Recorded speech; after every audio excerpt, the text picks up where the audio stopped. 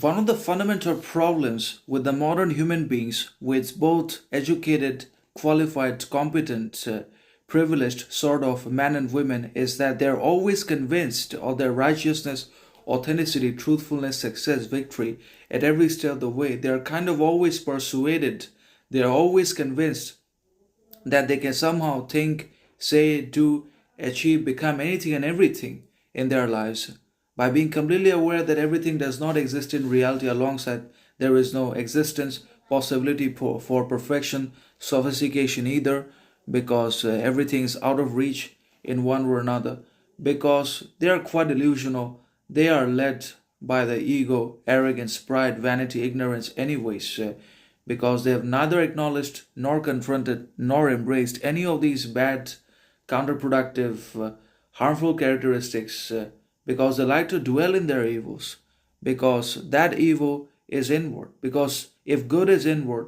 then all the evil, mischief, incapacity, incapability, harm, wickedness also comes from basically the inner world, from the psyche, from the bad thoughts and unprocessed shadow material of both men and women in one world. Now, that is the thing we don't understand.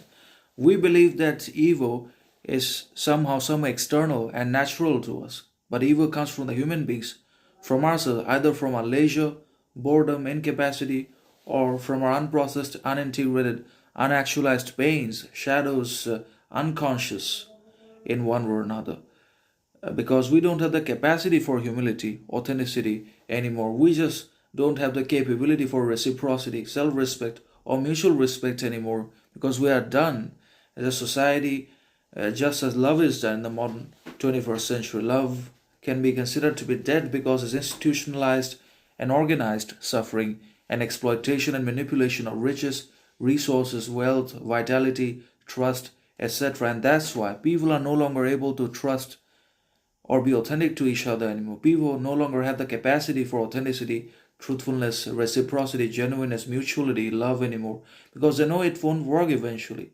And also because they are given to the evil. They are led by the evil. They don't realize because they're unconscious. And they criticize, obviously, the clear, transparent individual, real, free sort of man who basically needs nothing, who has no needs, desires, expectations, demands for anyone or anything. The man who is beyond validation, attention, approval. The man who has transcended basically all expectation, obligation, responsible demand, desire. He leads by himself. He won't conform or agree to anything anyways, which does not concern his consent and